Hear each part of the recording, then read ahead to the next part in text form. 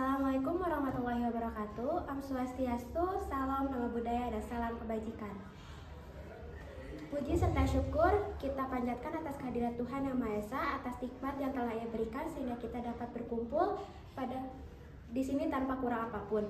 Pada kesempatan kali ini, izinkan saya, Syafira Ramadhani, untuk menyampaikan pidato yang berjudul "Pendidikan bukan hanya sekedar hak, tapi itu merupakan senjata untuk mengubah masa depan".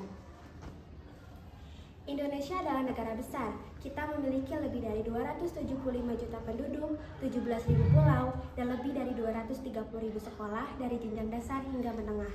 Tapi, mari kita jujur, apakah semua anak bangsa ini telah mendapatkan pendidikan yang merata dan bermutu? Menurut data PISA atau Program for International Student Assessment tahun 2022 menunjukkan bahwa kemampuan literasi, numerasi, dan sains pelajar Indonesia berada di peringkat ke-69 dari 81 negara. Fakta ini tentu menyedihkan, tapi justru karena itulah kita tak boleh diam.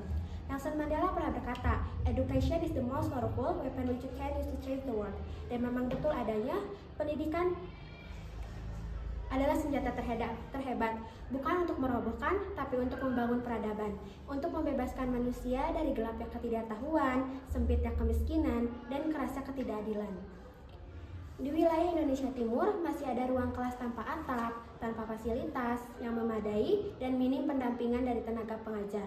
UNESCO mencatat lebih dari 7 juta anak usia sekolah di Indonesia belum tersentuh oleh pendidikan formal, bukan karena mereka tak mau belajar, tapi karena sistem belum sepenuhnya hadir untuk mereka.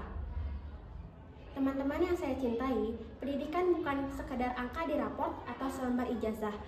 Pendidikan adalah perjalanan membentuk jati diri, menumbuhkan kesadaran, dan mempersiapkan kita untuk menghadapi tantangan hidup yang sesungguhnya.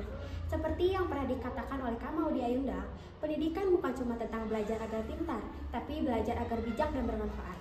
Dan saya sepenuhnya setuju, karena kepintaran bisa membawa seseorang pada kekuasaan, tapi pendidikan sejatinya mampu membawa perubahan yang lebih baik bagi dunia.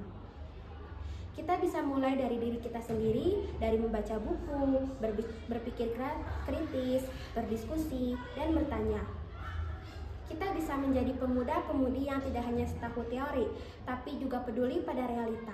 Kita bisa menjadi generasi yang tidak hanya mengajar nilai tinggi, tapi juga nilai hidup yang tinggi.